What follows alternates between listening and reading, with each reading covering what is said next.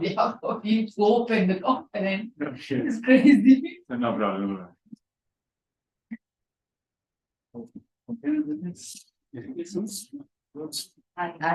Bye. I'm going to go to and- Okay, I will be right back. Internet hay solo el video. Sí, creo que sí, de la universidad. The drum The room is in principle working. is working. Okay, yes. It works on my computer. I think, yes, it's working. Because I never had an issue with Y es que no here. tengo más, pero bueno.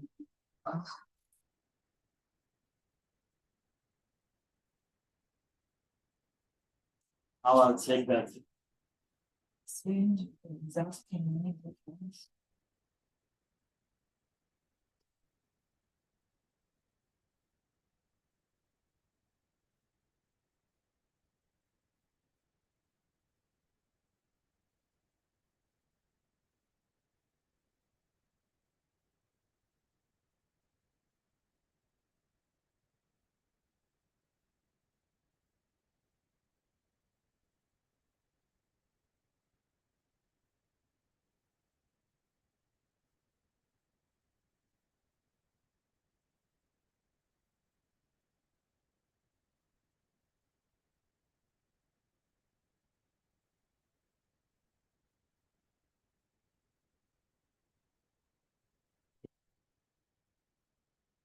The YouTube is working.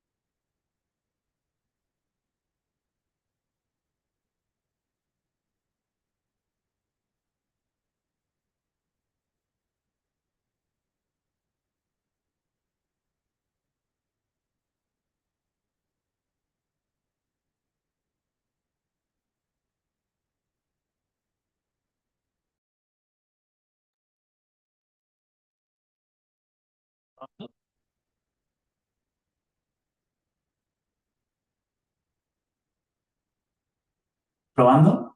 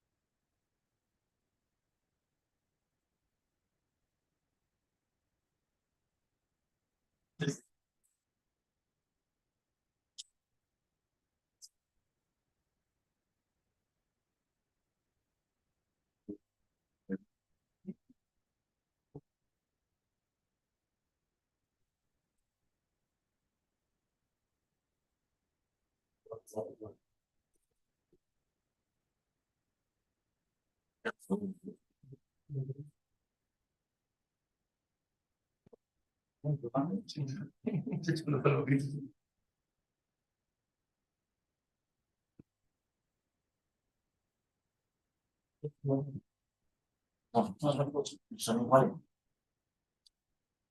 ¿Probando?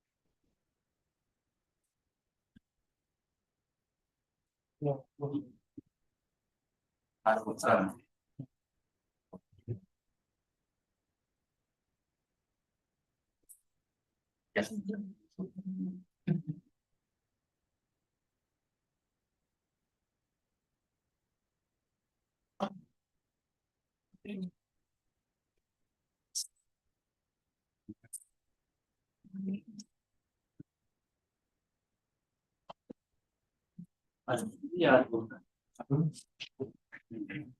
conectado.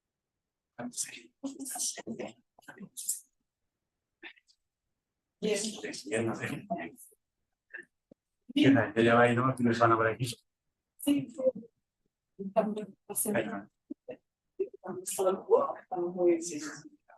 Se nota,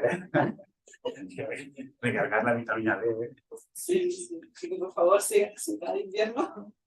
Sí, eso tiene que ser.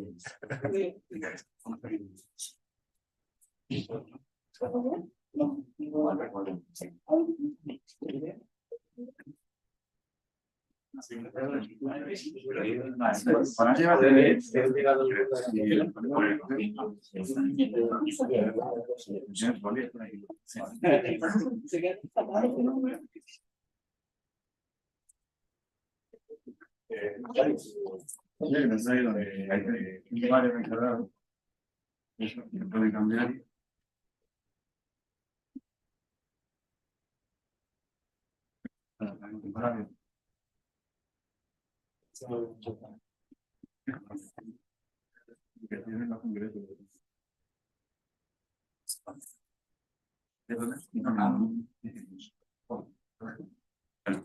El audio, tanto como va a YouTube, va a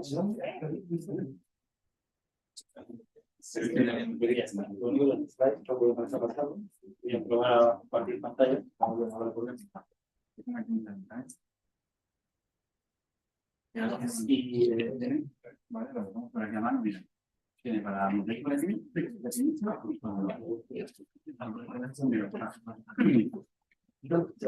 no, que me espero. Estamos por la expansión. Pero dice yo.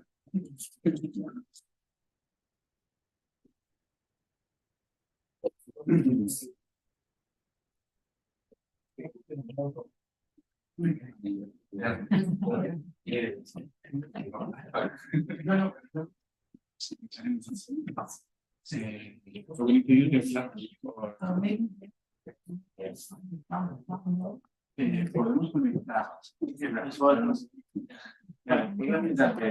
session,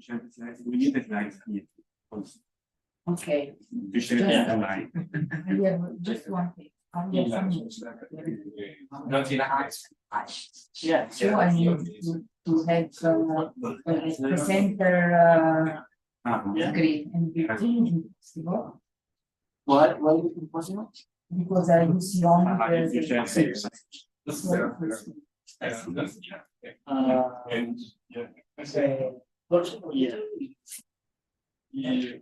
Keynote. No, I This see. is the fundamental thing, right?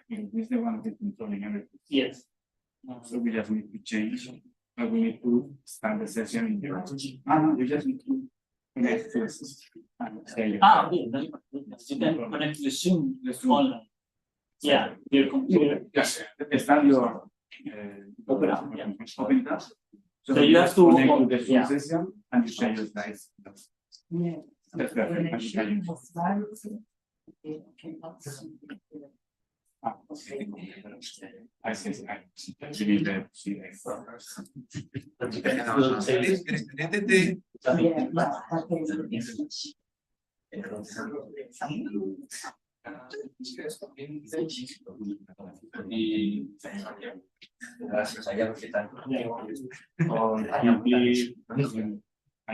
I mean, why it is music in your house, but at the same time, we sell only 5, but you're still doing. So just send me the images. Yeah, this is only for people online. We are just watching the video or saying and we You can just, yeah, you can pass your slides as you want in your computer. Or the other way, you can, yeah, you can work your computer, but we share the PDF. Okay.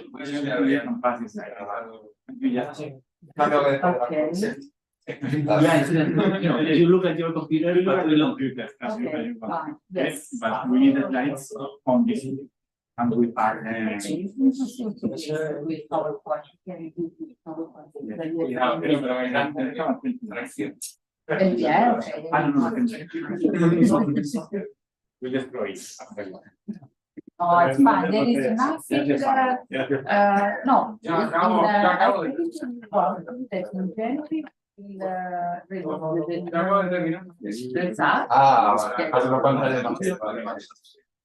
for now, 2018 data, are very interesting, and we are doing imaging, dynamic imaging, video.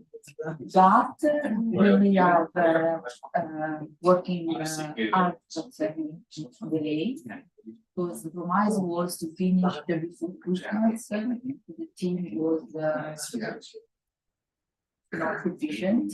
It's hard to me to control all projects. Just we are also analyzing 2021 before. It's hard. People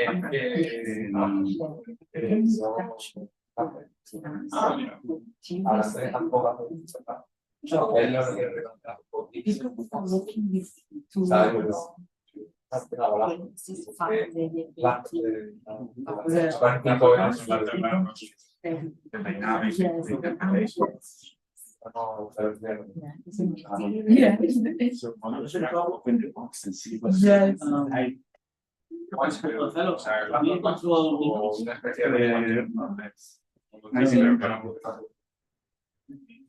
Todo lo demás es bien. Second.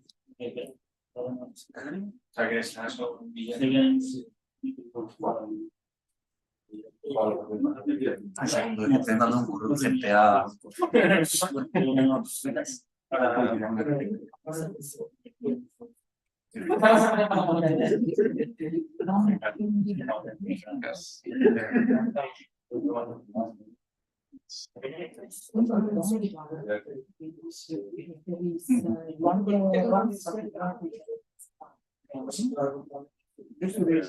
Yes, it's the concept. I don't understand the agreement. Okay.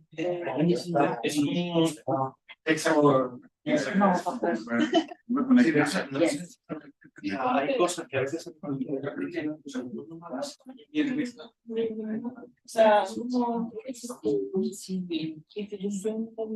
lo hice en su día y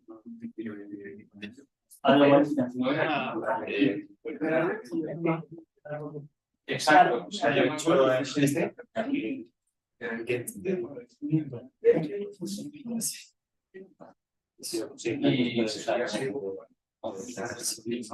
no, this is the new.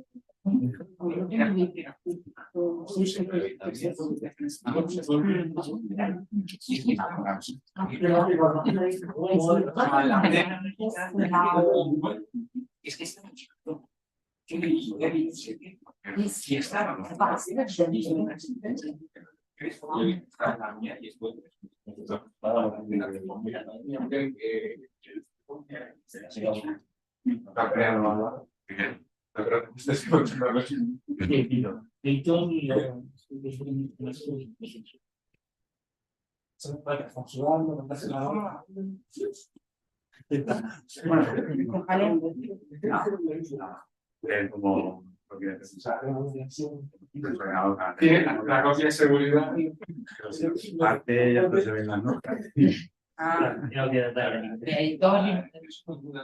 No recuerdo los nombres de datos. So,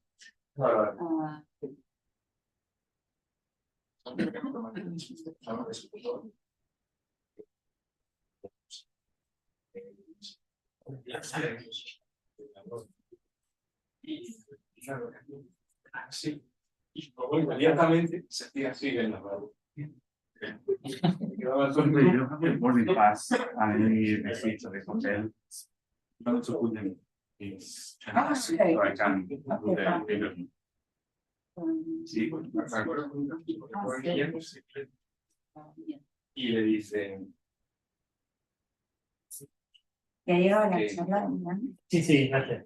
Ya la tengo descargada. Estoy ahora pidiéndole a Milton la suya para que las de la aplicación. qué cabrón. Sí, gracias. fue así. Fue así. Y lo sabe. A ver, ¿qué dijo? Y eso de internacional porque Sí. A ver, ahora que solo se la puede echar. Partidito. Si quieres jugar, son 2 euros. no le van a jugar. Aquí no, ya. Vale, A ver, vale. ¿Qué tal, Nico? bueno, pero comercialización. Quiero ver.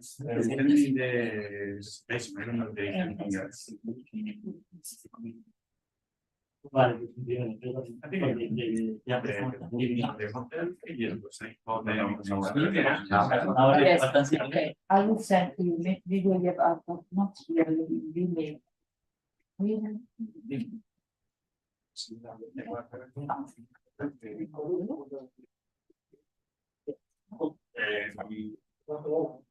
Ya, mira, yo.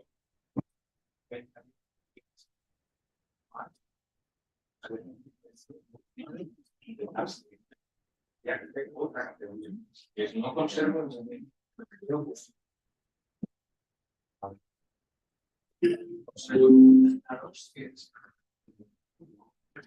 Claro, y tuvimos así.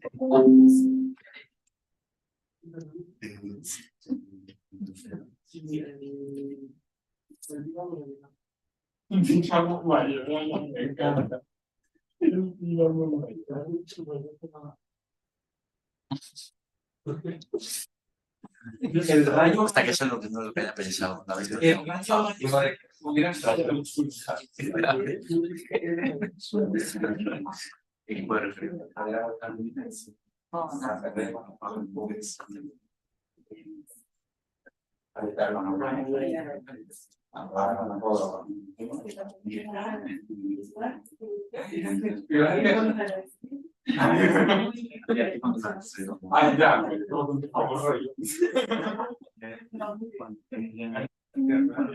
Y está, solo ir con. Es para compartir la pantalla, hacer la pantalla completa para Bien. No. dale para ver si se ven las cámaras. Y ha habido novedades al respecto. O sea, no de esto, os voy a hablar de Janssen. Pero resulta que se han dado cuenta de que en la teoría es Sí, verdad. que están haciendo no hay escalón. Y que parece ser que no se ve en teoría el preocupación.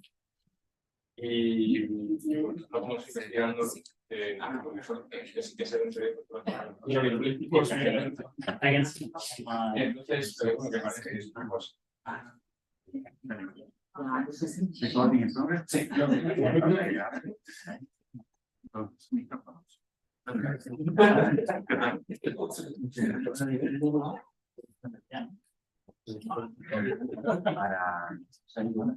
aquí tenemos unos manos. Sí, hay una. Sí.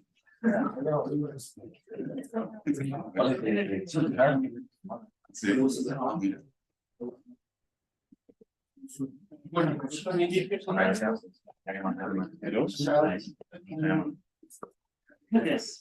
Hello. It works.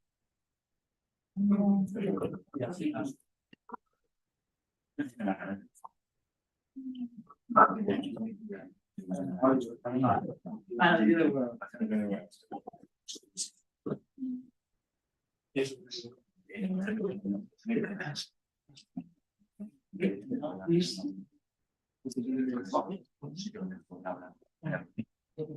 on. Okay. Wait, no? Yeah, either way. And it was. Maybe you can say that. No, that's the main.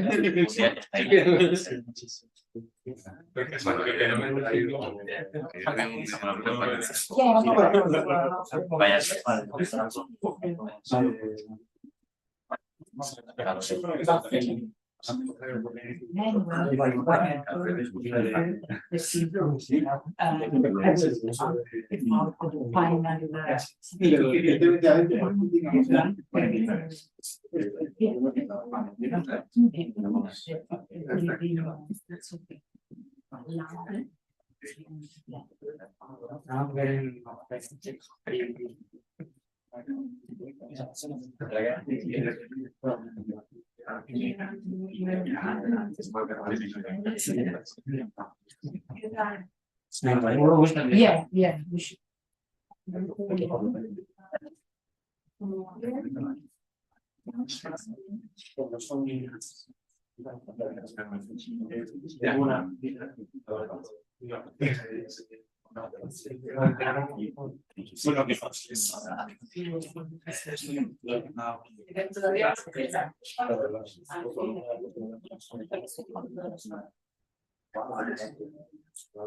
Ah, ya.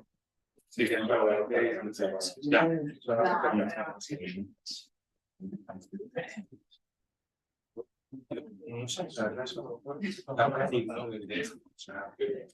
las bases, pero esta yo creo que no, pero las que llevan poco siempre están del lado. Siempre, aunque le saques el papel y le des la vuelta. Sí, bueno, para que se ensanche. Para que el texto esté ya está. Automáticamente sí. O sea, hay como una cosa.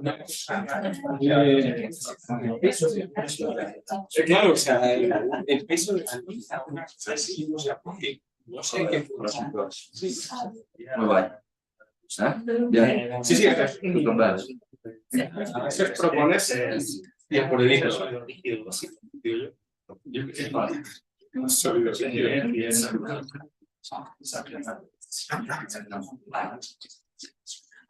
Welcome everybody. Thank you for coming. Thank you for coming and for making this workshop possible. This is the 7th edition of the winter workshop on theoretical physics that we've been running for over 7 years now. Most of the workshops were developed here in the University of Valencia, and some editions were held in Madrid.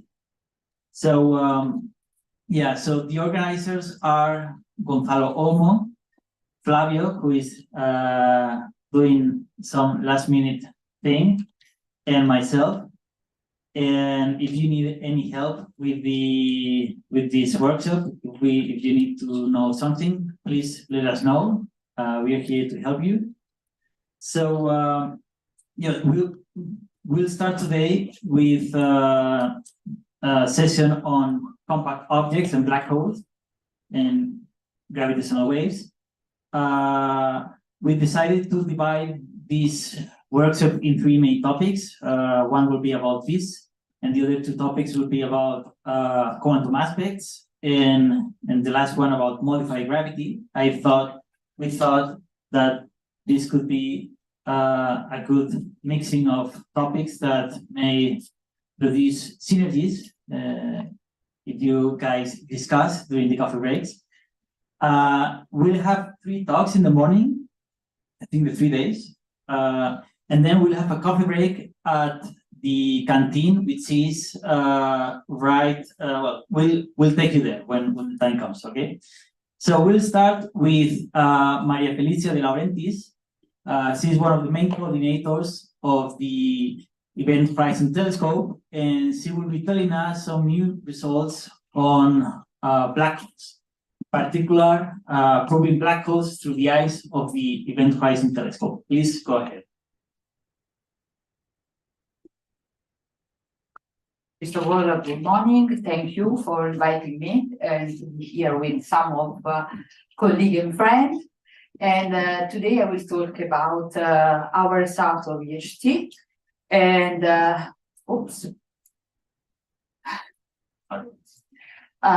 as you know, these are the 2 main results that EHT did in the last year. Here we have M87, which was released in 2019, April, and we were able to capture the compact radio source with a bright asymmetric ring of a diameter almost 42 microarsec.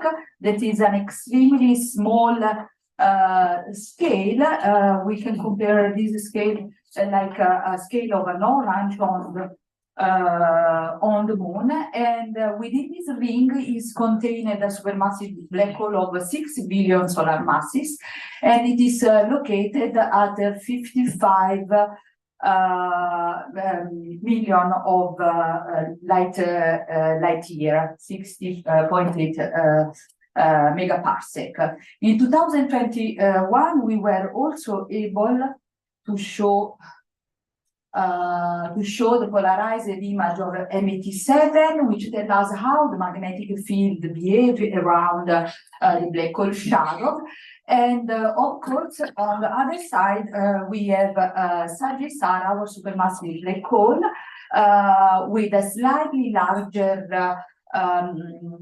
diameter, around 50 microarsec.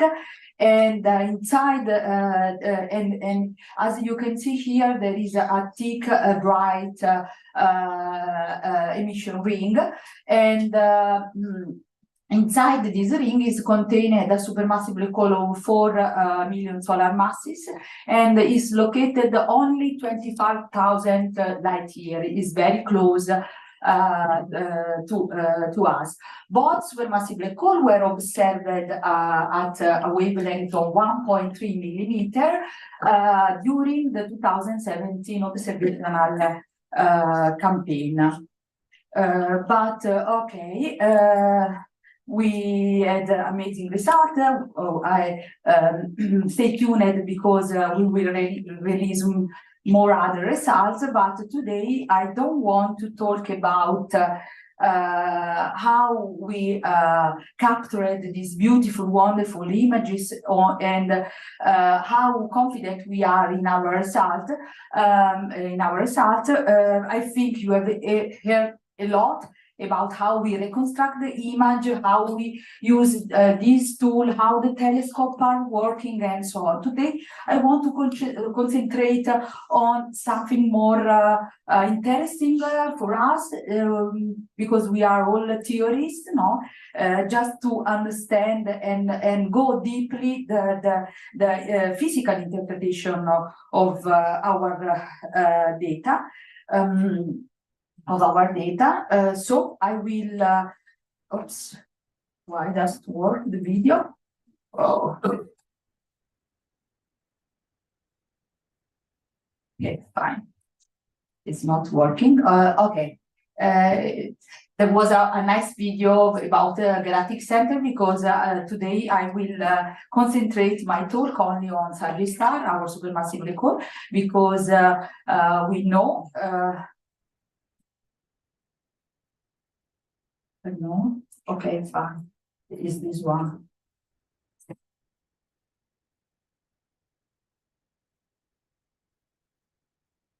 Doesn't matter. Okay, don't worry, go ahead. It's fine, it's just a video.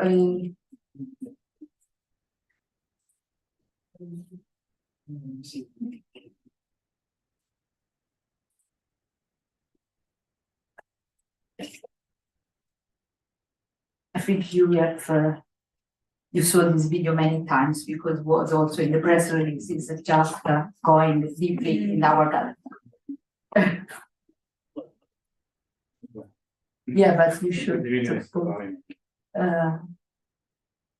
Full screen, full screen, full screen. Here. Okay, the video doesn't work. Just as I said, I will concentrate on our galactic center, on our supermassive black hole, because Sagittarius Star, since he's very close to us, can be a good laboratory to test gravity, theory of gravity, and fundamental physics, and also understand if general relativity is working or not. Here we have the video is going deeply from the optical optical wavelength to radio wavelength, culminating in Sagittarius Star shadow. Okay, but what I want to do is I want to shift, as I said, our attention on something. On some aspect very crucial to us, most significant for us, because is doesn't work. I don't know why.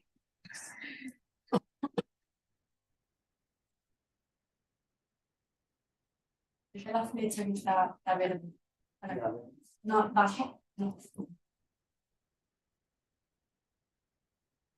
Esa misma intensità che hai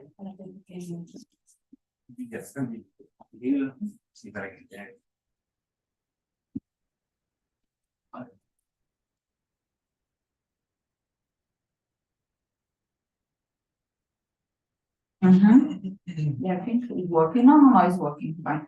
Okay, I think so. Let's see. We should ask ourselves, if you want to understand something related to physics, the theoretical part, we should ask ourselves some question, no? Because no, that's work. Okay, fine.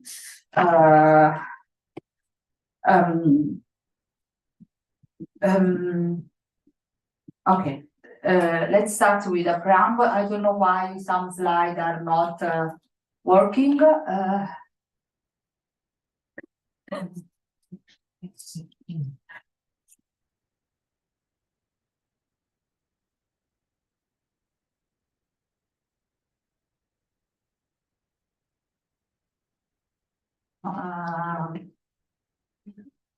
it's not going. It's not going. Let's go.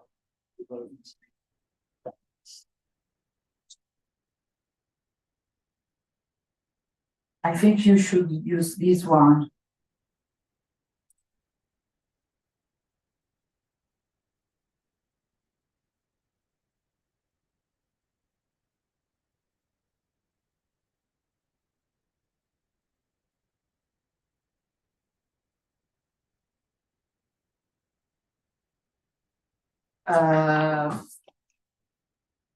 Okay, before starting, just I want to say that EHT is not just like a telescope that is a snapping figure, but we are also interested in understanding gravity, how gravity works, how black hole work, and maybe we can put just a final word on all things. So before coming deeply in what we did with our data, just I want to stress something. No, we know that the mathematical description of a black hole is based only on a solution that came from general relativity. No, but we know that general relativity has some shortcoming to resolve, does work at ultraviolet scale, small scale, and also does work at infrared scale, cosmological scale, because we are still unable to demonstrate what is dark matter and dark energy, or is not quantizable, and for this reason, many theory of gravity, extended, modified, as you want to call, were introduced to solve this problem, and our idea was to try to give an answer to all many questions that we still have, and we are unable to solve just in one experiment. So is the general relativity the ultimate theory of gravity, or do we need a new theory of gravity? Or if we relax the assumption that Sagittarius star is not described by general relativity, can we quantify some deviation from general relativity? Or, for example, is you know what is the final result, but suppose that you don't know. We were working with the data, and our first question was, if it's not described by a black hole, and we have another strange compact object, are we able to understand or to see, to demonstrate that it's not a black hole? Or can we say something or final word of nature, on the nature of dark matter? And the final, also our question was, how do put our result in the landscape of many gravitational tests? To start to just to quantify some deviation from Kerr, we connected the predicted shadow to an image diameter and compare it to the measured diameter through this equation. This is the starting point, and with this equation we did all our analysis. Let's go through this equation, and what we have here, we have dm, that is the measured ring diameter from imaging and model fitting. This means that this diameter is a measured quantity, and that means that since it's a measured quantity, that can be not how I can say, can be different from the true real value because of some measurement biases. So we have this factor alpha calibration, that is the ratio of measured ring diameter to the spaceship diameter, and is determined by the physics of the image formation near the horizon, and quantify the degree to which these differ from the data, let's say, allow us to understand how the ring size match with the ring, the measured ring, the shadow size, let's say in this way. This calibration factor, it depends also on some model, realistic plasma model, and of course is related with the theory, because we have here the shadow diameter. The shadow diameter is a purely theoretical quantity. It depends on the metric and of its property, like spin, like inclination, observer angle, and some other potential observable. So here we have the delta parameter. This parameter quantify any deviation from the measured ring diameter to the spatial shadow diameter, and spatial shadow diameter is this one, and is related with the angular sides that correspond to the mass to distance ratio prior that become from other measurement. Now, maybe you are thinking why you are using Schwarzschild relation to quantify deviation from K, because the Schwarzschild, the formula of Schwarzschild shadow is set the largest limit for shadow diameter. So every Kerr non-rotating black hole with a different inclination angle and different spin can have a shadow diameter between the 7% of this range. So we are sure if we put this larger, we can find our solution. So what we did here, let me just stress another thing. Also, if we, this is the only equation that I will show you, is the important one, starting point, the crucial one. In the equation, we just used the one calibration factor. I should stress that this calibration factor is a combination of other two calibration factor. One came from the ray traced image model, and the second one came from the convolution of the model fitting in the real data. So we should take in account all these, because as a theorist, we just like to use only equation, but when we are dealing with data, we should consider many other factors that are involved in our measurement. No? And it's important if we want to have right answer for our analysis.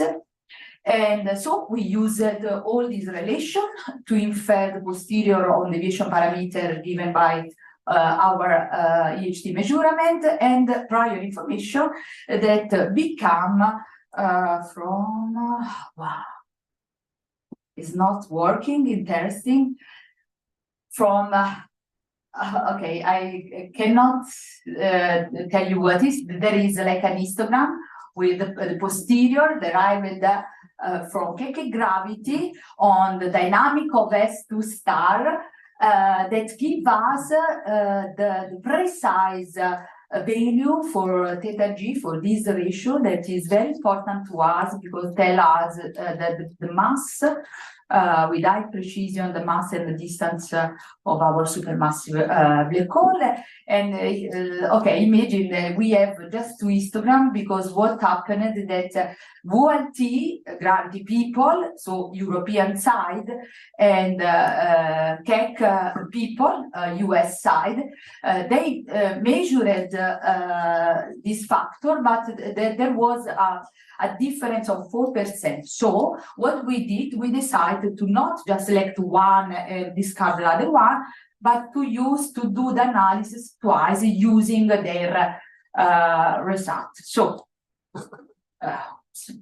I don't want to go in this detail, just I want to say that to measure our diameter, and quantify the deviation, we noticed that we have just 4 sources of uncertainty on this data parameter. One, as I said, is the measurement of theta G from the stellar dynamic.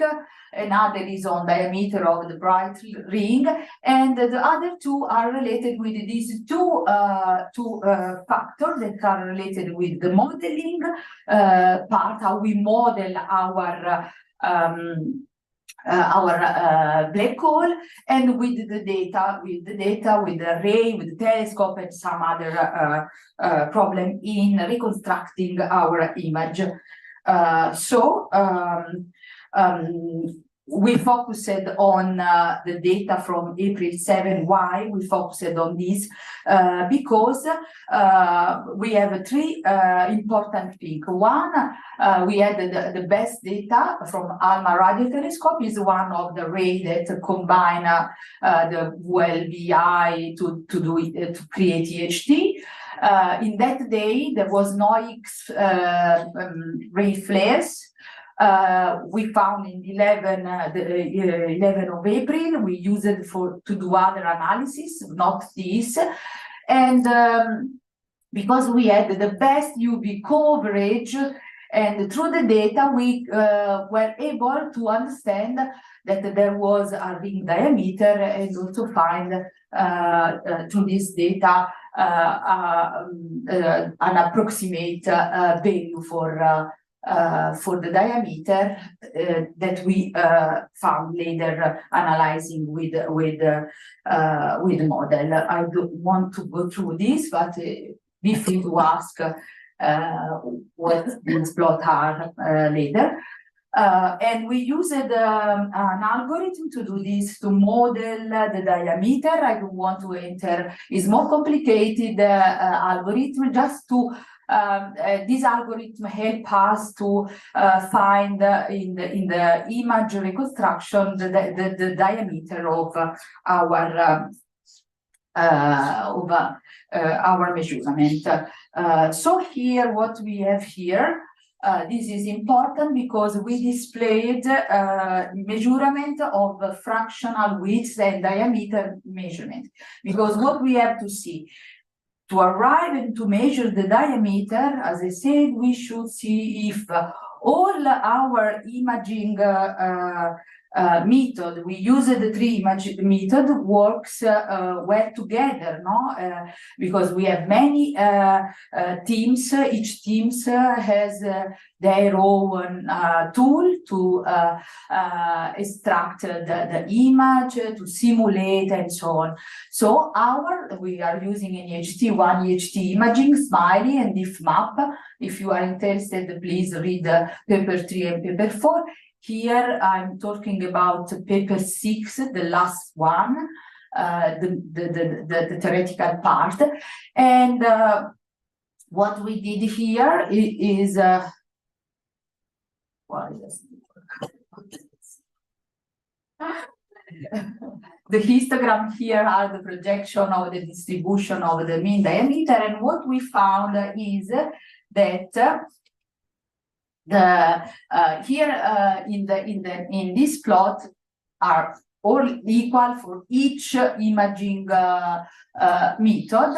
Here is the limit, not the boundary imaging, the limit of the resolution, let's say the sensitivity of our telescope is about 50 micro arcsec, the beam, and this part, the peak part, is the relation that we expected, no, between the ring width and the measured diameter. So all imaging method without using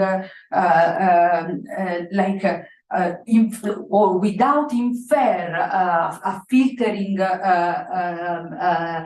ring like inside our method, what we saw that these are consistent, all three are consistent and show just a pattern, no, that can tell us that we have a distinct dark area surrounded by a bright one. So we were confident about our imaging tool, and if we combine all these in one, you can see now that although we have like a slightly difference between all these methods, the three imaging analysis and method fall inside this part that is tell us that we are doing a good job with our tool. So we set this to be clear, and as you can see, we are in the measurement, and most in the measurement of the mean diameter, shadow diameter. So what we did here, we calibrated the relation between the geometrical defined black hole shadow boundary and the observed one. we used a large, a big library, where we included also non-care, non-GIA, let's say, model, because we say, let's see if subjects respect general relativity or not, is described by care metric or not. So we did many simulations to understand this, and here we have fractional diameter difference between the diameter of the peak. So we are talking about alpha 1 calibrator factor. And the blue part is a result of a lot of snapshot from time-dependent general relativistic magneto-hydrodynamic simulation in care metric. So we did first in care metric. We used some tool to do this. Ray tracing and GRMHD tool is done from our colleague inside the EHT. The orange part is the part that determines the analytic plasma model in the care metric, and we also have some of results from analytic plasma model in non-care and also in parameterized metric, because in EHT usually we are not using directly the one single theory, or metric, but we created some parameterization that are able to mimic many theory of gravity in just one. Are more complicated, but sometimes are useful when we are dealing with data. So the interesting thing is that all distributions peak at a small positive value, and they indicated that the bright ring is slightly larger than the boundary of the black hole shadow. So we are still in agreement that was fine. Now what we did, as I said, we have to deal to both calibration factor alpha 1 and alpha 2. This is related with the imaging part.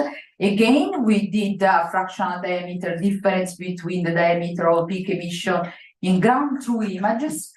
And in this case, what we did is we conducted a blind analysis, just to see if all is correct, and we were not talking each other, but at the end, what was nice that the result was consistent, and the small offset in the calibration parameter mimic those in the analysis of the actual data, because before.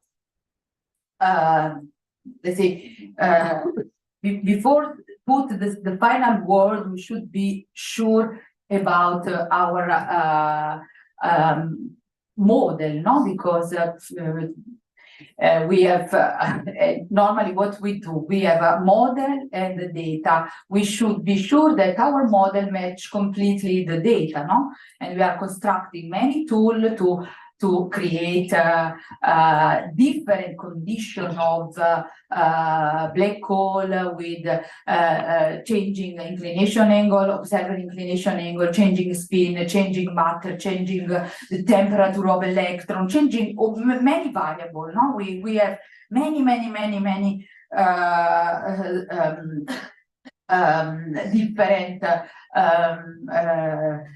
different configuration, and we should see if they match. So to be sure, again, and see if our measurement were okay, what we did, we constructed the GRMHD care here, and we compared with the different some different metric. We have also boson star. As you can see here, you don't see boson star is a compact object, but doesn't have an event horizon. So it's easy to see that here we have just the surface and not the dark part inside. We did for analytic Johannem Psatis, that is a parametrization, Kersen, and also like a wormhole to demonstrate that we are able to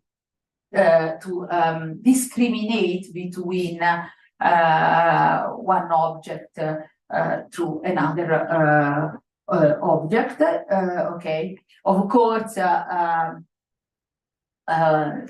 we see it's evident, no, that is not boson star. You can tell me, yeah, you have used just one or two model of boson star. The window is still open. I'm not saying that we ruled out the boson star. I'm saying that in this case, the model that we used was ruled out.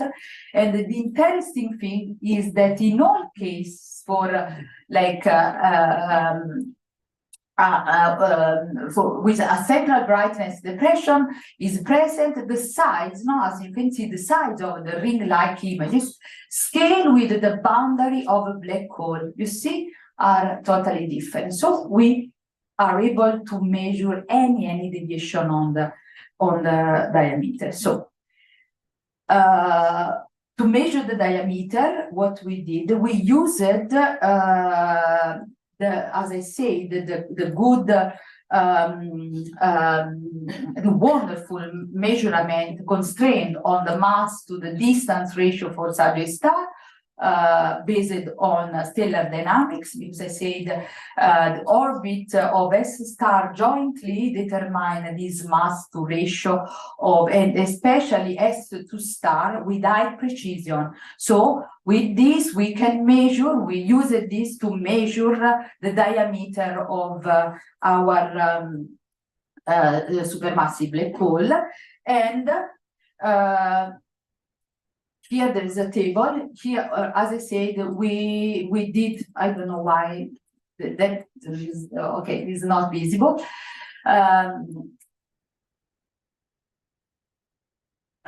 Okay, so what we have here, we have the fractional deviation for all the EHT imaging tools.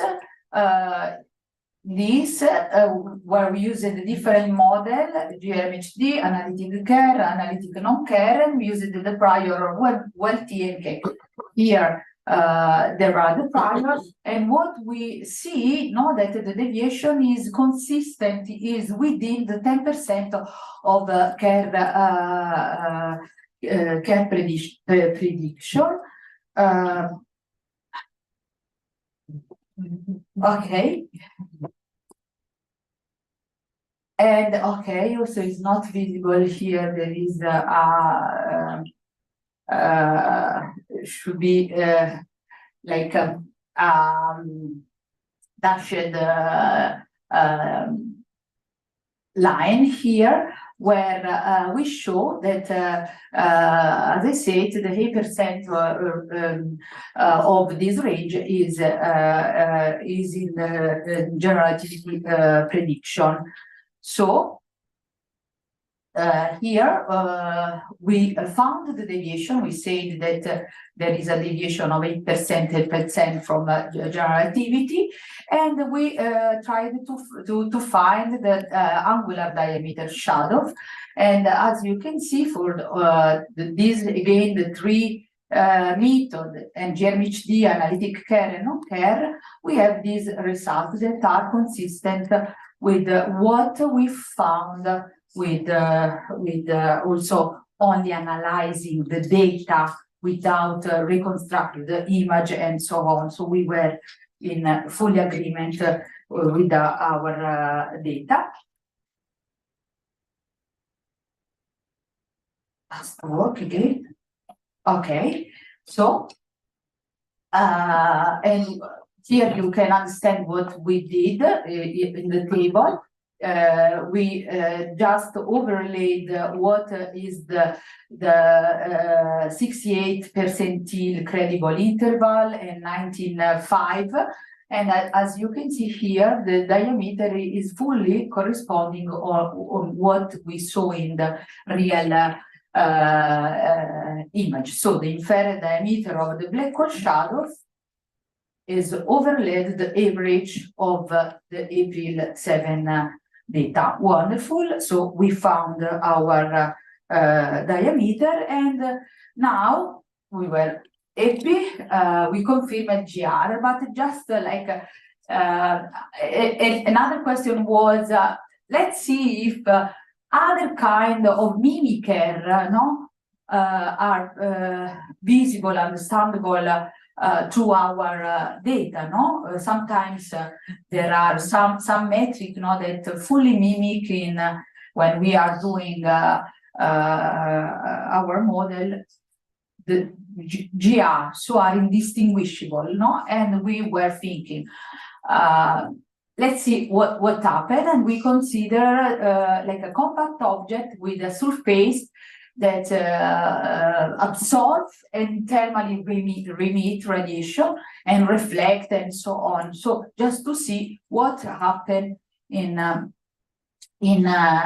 analysis. And you can see here on the top, we have a model image of Sagittarius star with some inclination observer.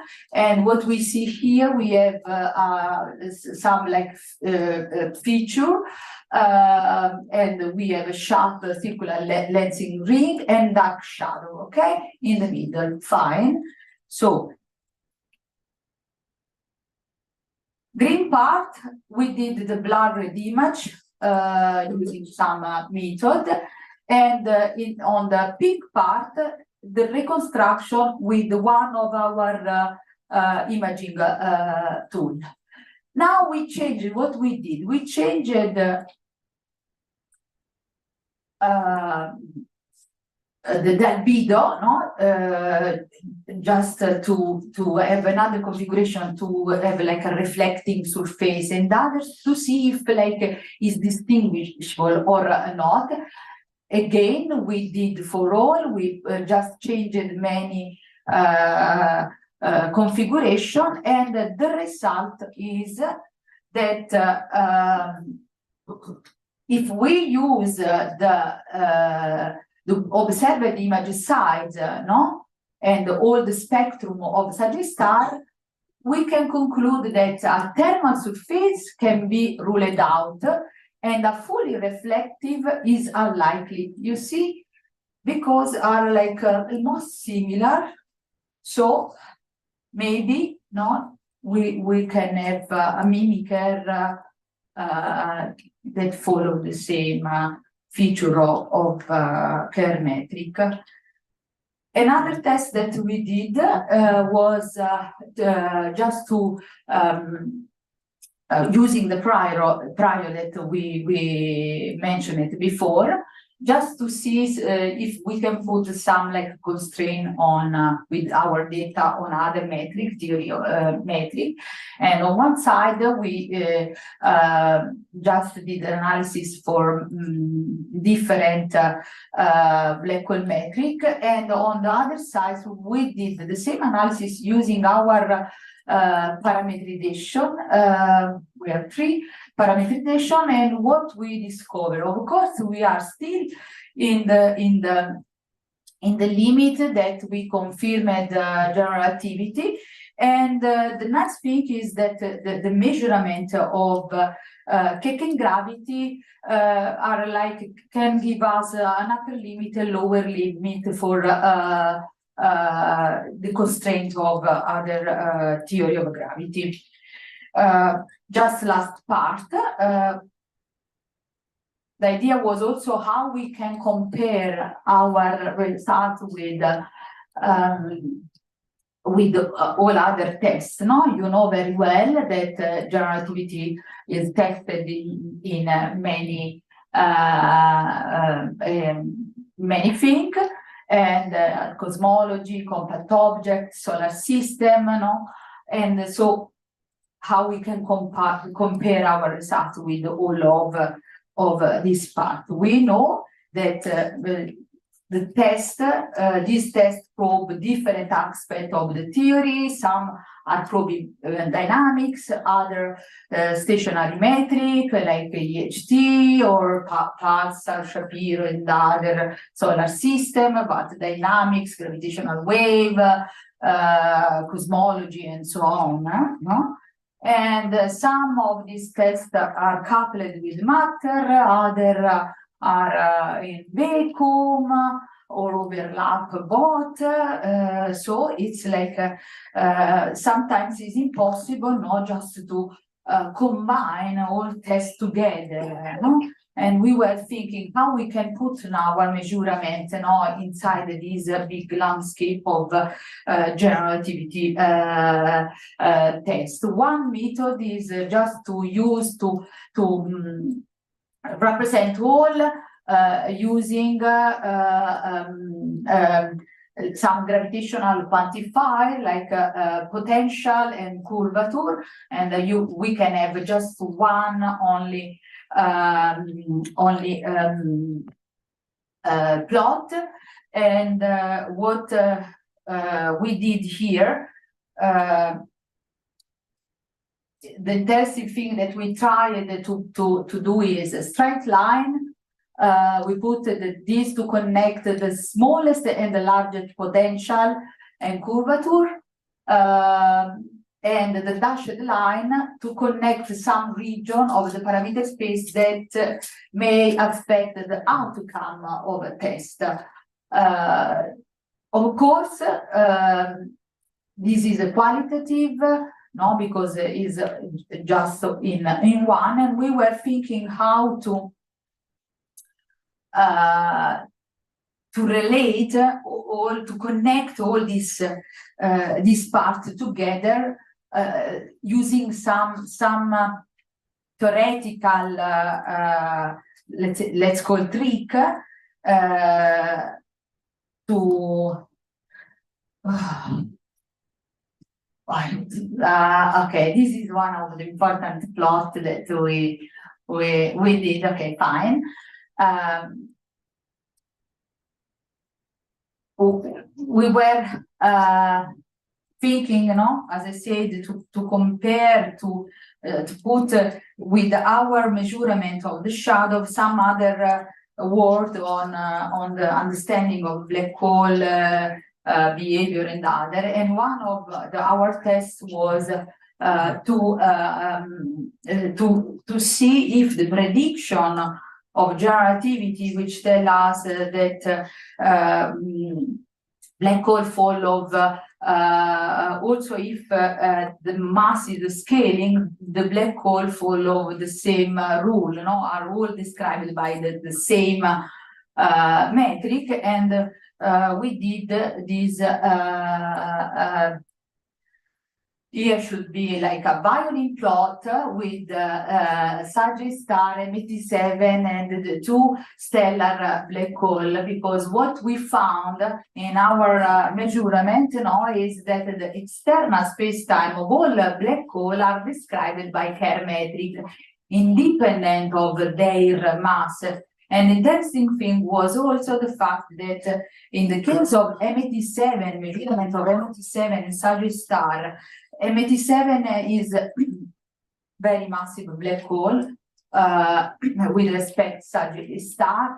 He's acting in a different way from Sagittarius star. We found the same result and confirmed the general relativity. So just last thing, as I said, we used the trick to understand, to measure better some and compare some tests. And as just following back on what I said, if we want to compare all in one plot, is difficult, no? And the idea was, okay, let's see what we can do, because each type of test they are using their formalism, no, to measure some quantity or deviation from general relativity. For example, we have here pulsar measurement, Shapiro delay, gravitational wave, they are using phase expansion coefficient projection, they are using post-Newtonian, post-Keplerian,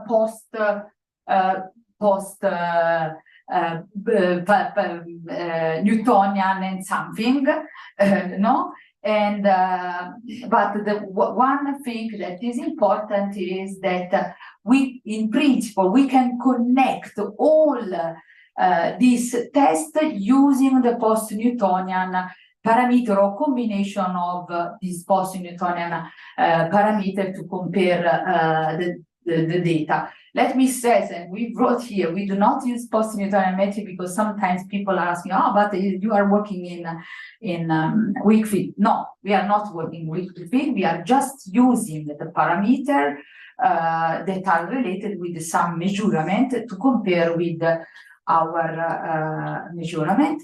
Is you know, as a theorist, no, the theory can fine-tuned such that each post-Newtonian parameter, because in alternative theory of gravity, you know, the post-Newtonian parameters are different, but in general relativity are all equal. Sometimes the deviation cancel each other, no, and we can through this, as is in the solar system or other, go through the different order of the effect. In this case is perihelion on Mercury, but we can do in many other things, and see measure the deviation. Or we can do directly from using the theory, but it is time consuming. If I am using one theory, another, we just can compare some of these parameters, because we know for many theory of gravity. And the last thing is that we tried to compare how we did our plot now. Is visible. We put, for example, here is post-Newtonian constraint of different measurement, pulsar, Cassini, Mercury, or Sagittarius, or MT7, and we can just have in one plot using the gravitational potential and curvature for each of course phenomena, and put together and have that Sagittarius and MT7 are also in full agreement with all this landscape. What we take away from this, Sagittarius, our images provide unique region of the parameter space of gravitational test. So we put another test inside this big landscape of test of general relativity.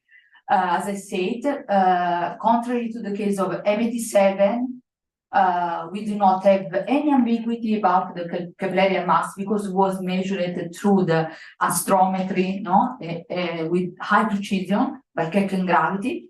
So we did our measurement of the mass using our method to see if was matching with what Keck gravity they found, and we were in agreement, full agreement. So thanks to their measurement, we were able to find with high precision MT7 Sagittarius shadow and test.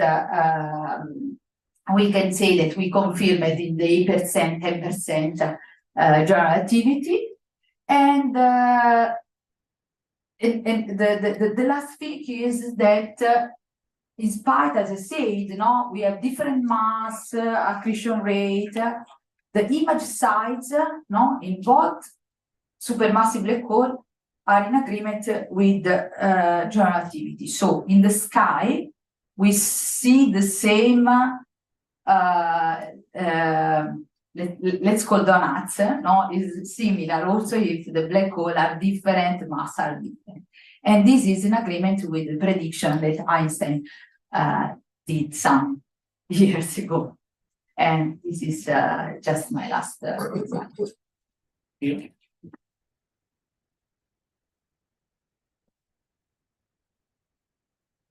So thank you for this nice talk, and sorry for the technical problems. Does any one of you have any comment or question? We have, I think, 5 minutes for questions, or even, yeah, 5 minutes for questions.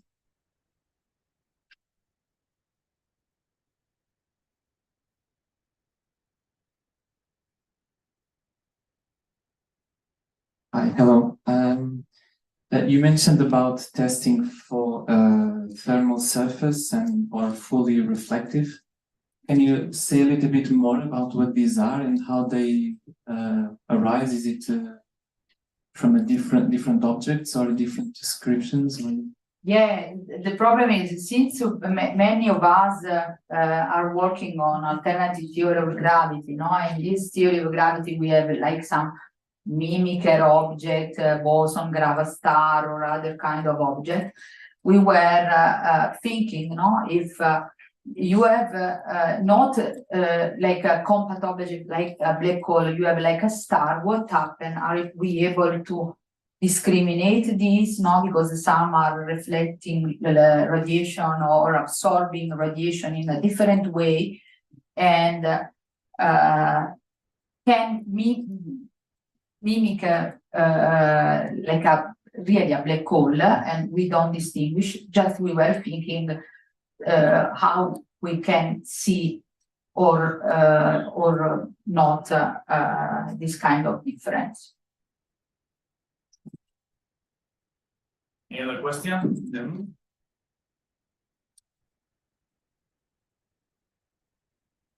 Thank you. I would like to know which models of boson star you use.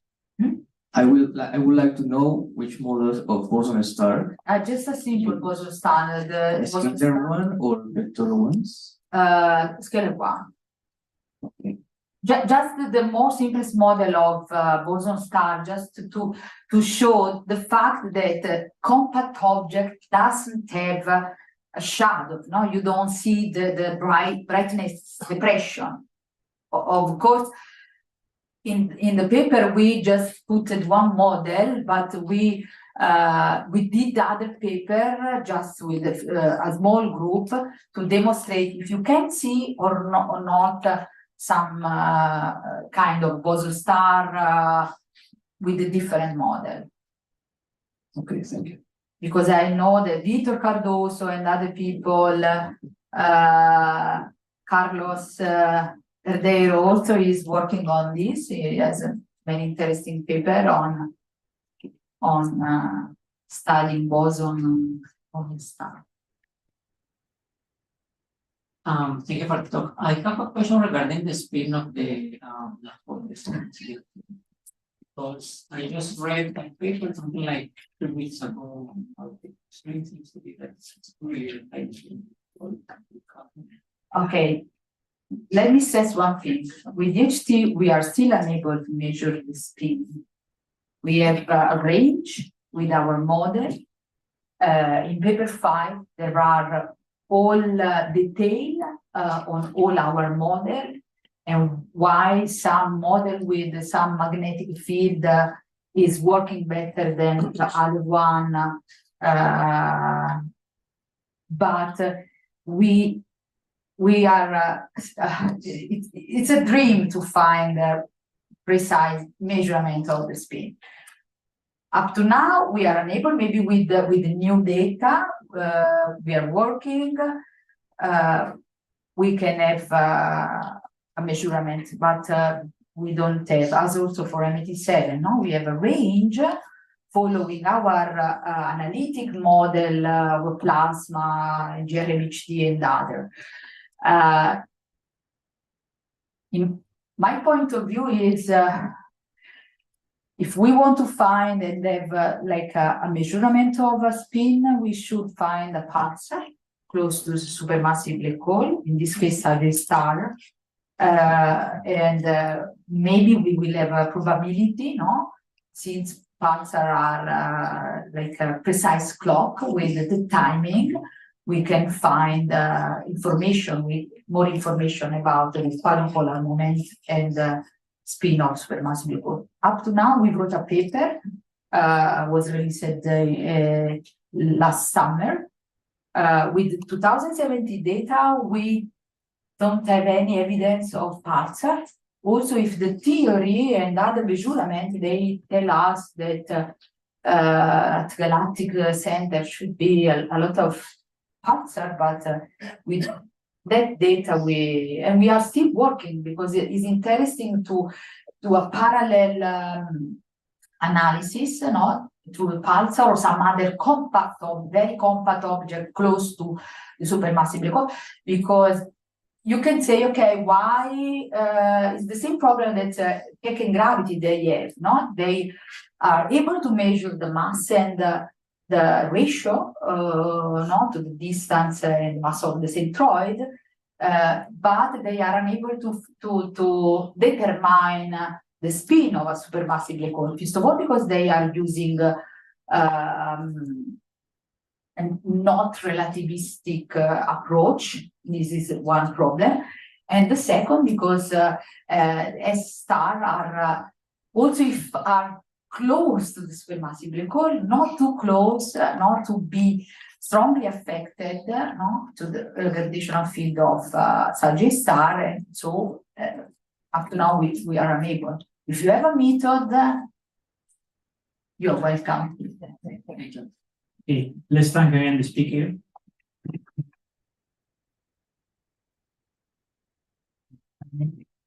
Newton.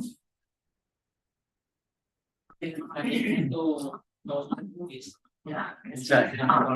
So what do you think? Same problem. Like happened.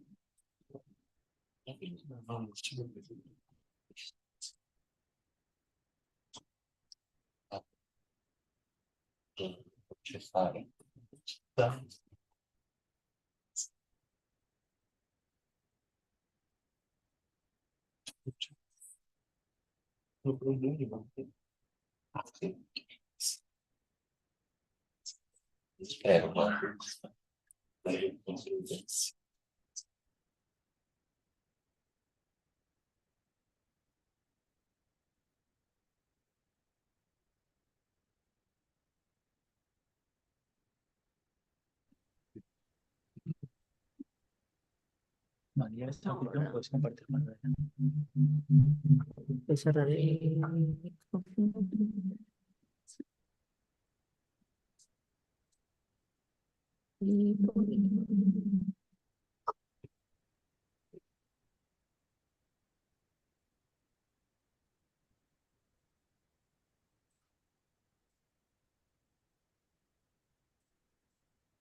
Always, we will start to talk about start by measures as next year. So please go ahead.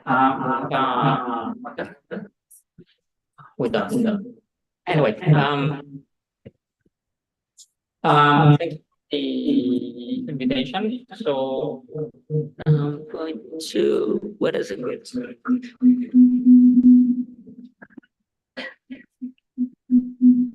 Oh,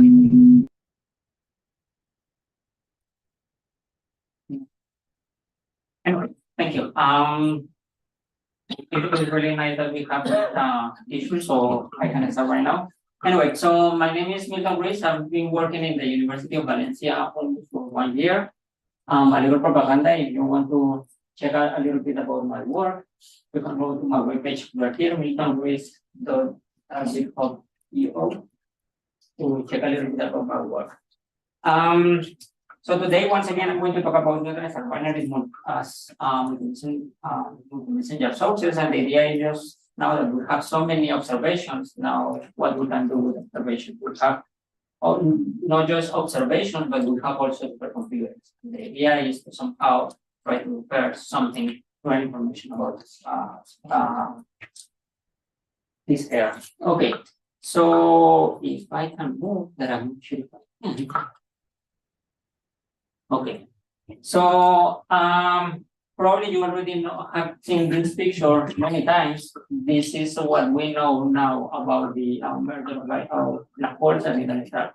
So in blue, there are the new observations from LIGO, Virgo, Kyra, and what we have discovered is that there is a new population of black holes between 50 and 100 solar masses. This is really nice. This is something that we don't know before LIGO Vir1 Cabra appeared. We all have also observed some variant neutron mergers. This is all the orange that we have here, we have seen here, although we have seen them in electromagnetic with electromagnetic signatures.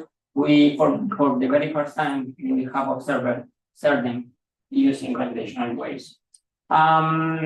So with this observation, we have many things that we can say. Once again, we have observed variant black holes. We have seen neutron stars. Now we can correlate variant star merger with short gamma rewards for the very first time. This is the famous GW170817 observation. We also have an idea about how we can produce heavy elements, the origin of heavy elements toward our process.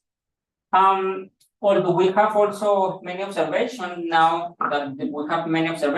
theories like Nico that is over there, they have proposed that we are not only seeing the merger of these compact objects and the compact object like neutron star or black hole, but also dark matter star. And for example, they proved, or they somehow showed that GW190521 that has been classified as the merger of the black holes can be also the merger of two dark stars.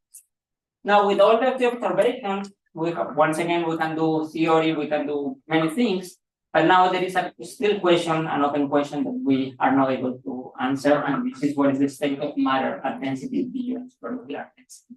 In other words, what is the equation of state that we can use to describe the neutron star? So once again, the idea it will be quite simple. Now that we have supercomputers, we can use what we call numerical relativity. That's essentially solve the Einstein equations using computers, and we have observations like the one that appeared here. Now the question is, can we say anything about the question of state that describes neutron stars? So to do this, what I'm gonna do is gonna take the neutron star mergers and also the short gamma rewards. These are words that we know that appear in nature, and what I'm going to try to do is to combine these two things and try to see if I can say anything about the question of state. So this is an schematic idea about what's happening with binary transformers, and we have these binaries that form a spiral for many years, mega years or giga years. During the spiral, they are emitting gravitational waves. Gravitational wave extract energy and angular momentum. That means that the system just shrink the distance, and at some point they merge. When they merge, depending on the equation state of the mass of the neutron star, then there are three possible scenarios, at least three possible. One, when the merger happens and it forms unstable remnant, this is what we call supermassive star. Essentially, what is happening is you have the two stars, they merge and form a new neutron star, a spinning neutron star. If there is a little more mass, or the system is more massive, then they form what we call a hypermassive neutron star. Essentially, it's a really heavy neutron star that is highly spinning, and at some point, it collapses and forms a black hole surrounded by an accretion disk. The other scenario is when we have a really massive star, two stars, they merge, they just essentially touch, and they form an accretion disk with a little, with a black hole with a little accretion disk.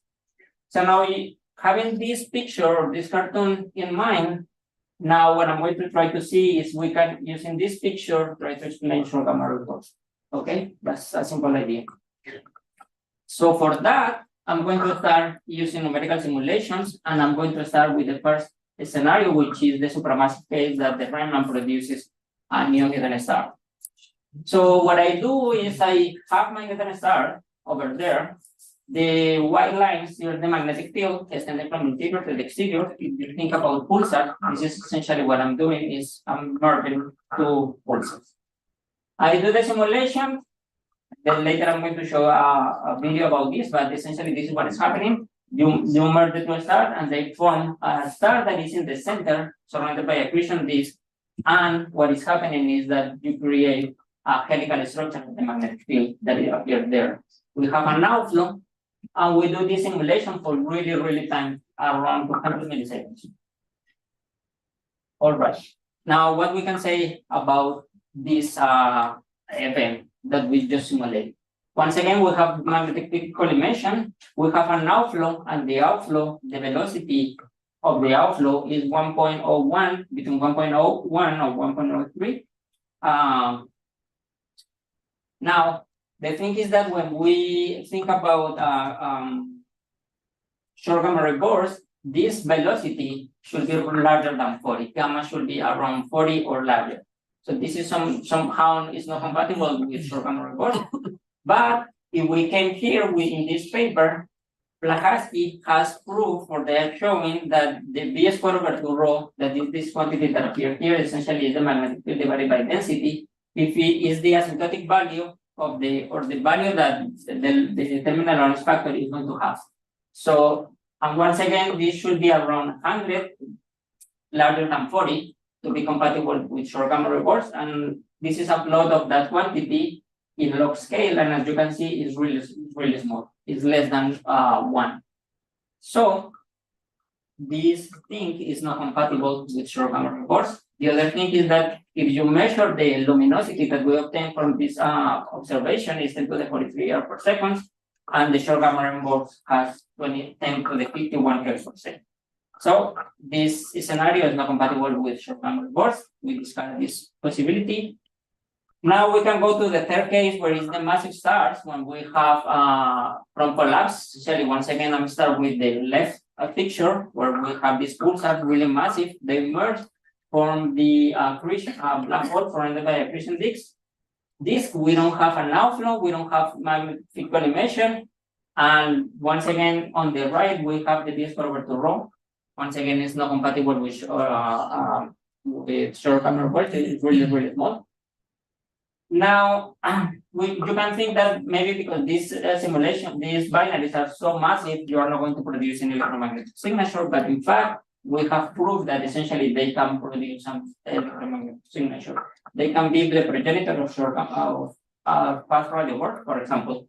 And there are some papers that are working on that direction. Now let's move to the third case, and the third case is the one that I call hypermassive star, or the late collapse, when two massive stars just merge. And in here, I'm going to show you a video where I have the two stars over there. So once again, I'm merging two pulsars. These lines are the ones in white. The star merge because they emit gravitational waves. And here I'm just going to show you with the magnetic field how the magnetic field behaves. That essentially starts with pure poloidal field. It became toroidal because the movement of the material, and then it merged and formed a black hole. Here I just, for the visualization purposes, I just went with the magnetic field to show you how the star, the remnant, oscillates, and then it merged once again. So when these stars oscillate, it produces also gravitational waves. This is what we call post-merger gravitational wave signal. And then I just put back the magnetic field and see what's happening. And you see that there is a lot of material that is going out, but you are seeing how the magnetic field is getting collimated. It's a really nice effect. And I'm just showing doing a flyby to show you the magnetic field structure. Now I'm going inside to see from where the magnetic field comes from, and it originates from the horizon. Okay, now that we have this really nice simulation, these arrows that appear there is the outflow. Now what we can say about this one? Now we have an outflow, we have magnetic field collimation, and we have an accretion disk. Can we say anything about short gamma ray bursts?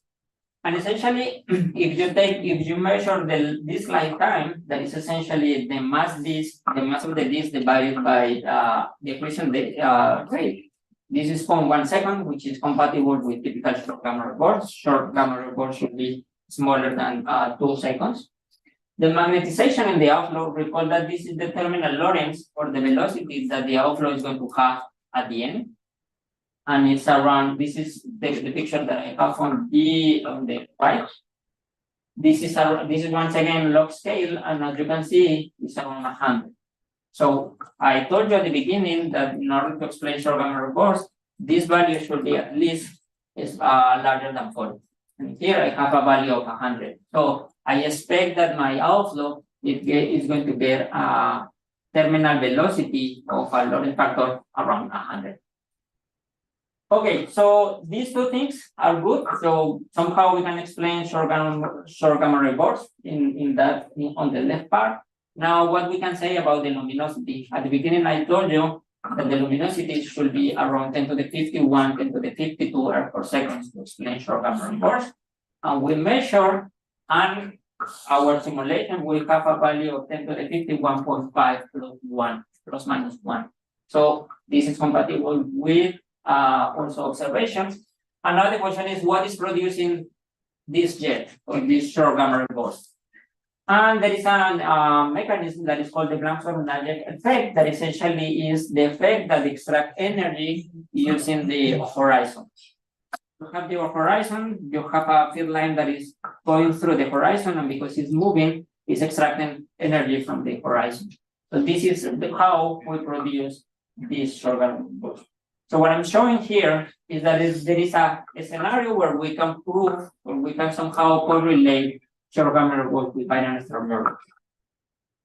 All right, so this is really nice. Now somehow we can prove in theory that these binaries are related with short gamma reports. But now what else we can say? Recall that my original question is to try to see if we can explain or we can say anything about the equation state that is driving the stars. So in here, what I have, there are three possibilities. Once again, the supramassive case that produces a stable remnant that doesn't produce a jet. In here, on the right, I have what we call from collapse, where the stars are massive and they produce this black hole surrounded by accretion disk. And in the middle, I have the one that produces or that is consistent with short gamma reports. Now, if you think about the stability of the curve stability, the standard TOB curve, I have a density versus M plot, and all the configuration for an spherical stars are in the blue line. Now, if you add a little rotation, then the stars are going to become stable because you produce because you have a rotation that produces a new force, and then you have this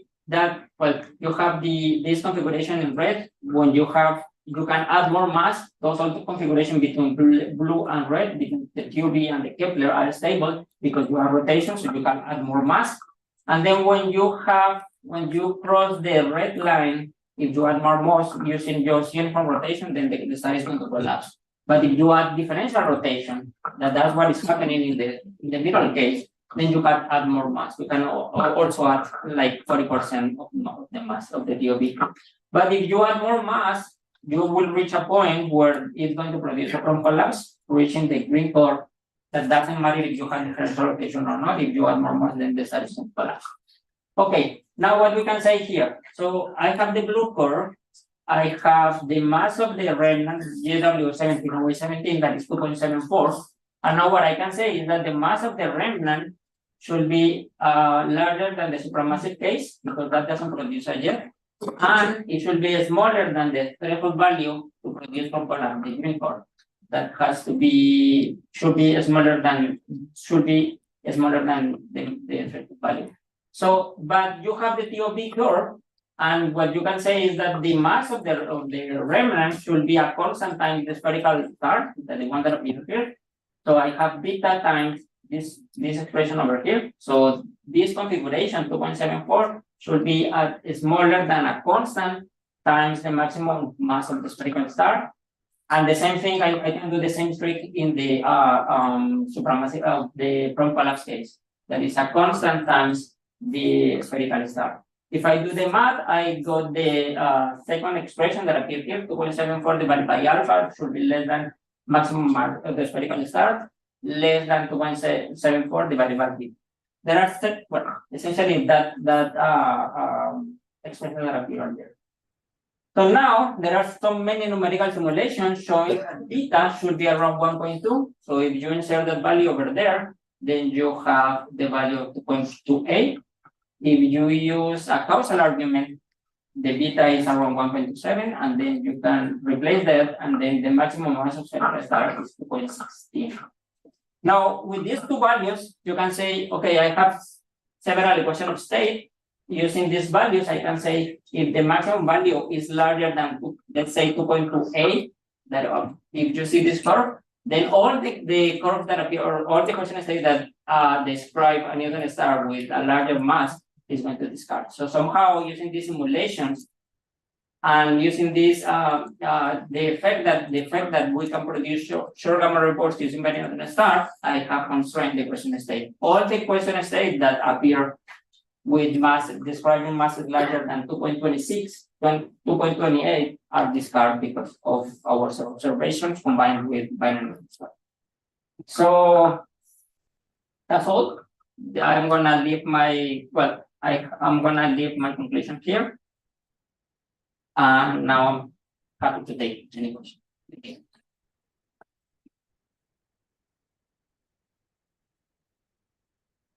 Totally nice. So, we have time for a couple of quick questions.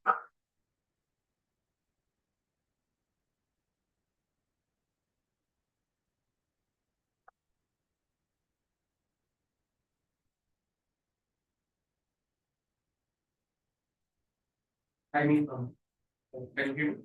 Yep. Thank you for the witness. So I want to ask, in the case where you can get these fast ready bursts, you get one burst, you can get repeated sequence. It depends on how you modulate the system. If you consider that this system is you can modulate using from collapse, then you are going to have only one burst. Because essentially what is happening is you have the material is producing a black hole that produces just a single burst and disappear. But for example, in this paper by Ms. Lehner, what they are doing is they studied the interaction between the magnetospheres when you have the two stars. And in that case, I believe if you consider that scenario, I think you will have a really long electromagnetic signature before the quantum collapse, before the merger. Any other question? If not, let's thank the speaker again. I have an announcement. We also have we are hosting also a meeting next week in this room. We are going to talk about a little bit about math, physics, and astrophysics. So if you're interested, it's actually here next week. It's starting on Wednesday. Looking forward.